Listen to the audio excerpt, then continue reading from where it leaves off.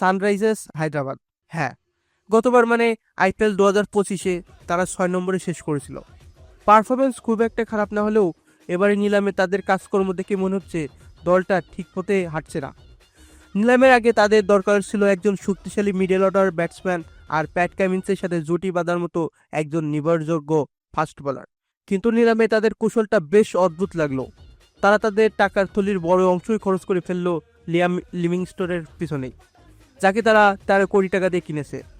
Livingstone অবশ্য একজন বিধ্বংসী খেলোয়াড়, কিন্তু হায়দ্রাবাদের ব্যাটিং লাইন আপে Travis Head, Abhishek Sharma, Henry ক্লাসেনের মতো বিস্ফোরক ব্যাটসম্যান তো আগে থেকেই ছিল।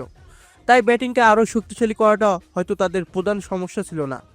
আসল দুর্বলতাও ছিল বোলিংয়ে, যেখানে অ্যাডাম জাম্পা বা মোহাম্মদ সাবির মতো খেলোয়াড়দের ছেড়ে দিয়ে তারা আরও বেশ দুর্বল হয়ে পড়েছে। নিলাম থেকে তারা শিবম মাবিকে নিলেও একজন বিশ্বমানের পেসারের অবস্থা চোখে পড়ার মতো।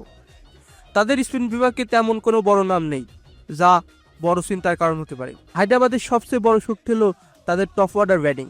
ট্রাভিস হেড আর অভিষেক শর্মার জুটি পাওয়ার প্লেতে যে কোনো বোলিং লাইন আপকে ছিঁড়ে ফেলতে পারে। এরপর হেনরি ক্লাসেন আর নতুন যোগ হওয়া লিয়াম লিভিংস্টোন মিডল ওভারে রানের চাকা সচল রাখতে ওস্তাদ। এই চারজন একসাথে জ্বলে উঠলে যে কোনো বড় স্কোর তাড়া করা বা বিশাল স্কোর বানানো সম্ভব। আর প্যাট কামিন্সের নেতৃত্ব তো একটা প্লাস পয়েন্ট। এই দলটার দুর্বলতা তাদের বোলিংয়ে।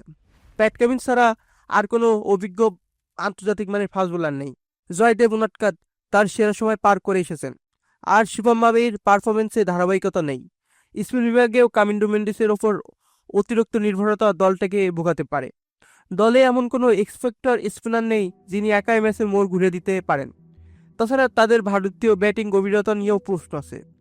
টপ অর্ডার যদি ব্যর্থ হয়, মিডল অর্ডারে হালদারের মতো নির্ভরযোগ্য ভারতীয় ব্যাটসম্যানের অভাব আছে। সম্ভাব্য একাদশ: Travis Head, Abhishek Sharma, Ishan Kishan, Nitish Kumar Reddy, Henry Klaasen, Liam Livingstone বা কামিন্ডো মেন্ডিস, অনিকেত বার্মা, প্যাট কামিন্স, হর্ষেল প্যাটেল, শিবম মাবি, অভিষেক শর্মা বা টিম নাটারজান। কাগজ কলমে হায়দ্রাবাদ একটি শক্তিশালী ব্যাটিংয়ের দল, কিন্তু শুধু ব্যাটিং দিয়েই তো আর ম্যাচ জেতা যায় না। বিশেষ করে দুর্বল বোলিং আক্রমণের প্লে অফের দৌড়ে টিকে থাকাটা বেশ কঠিন।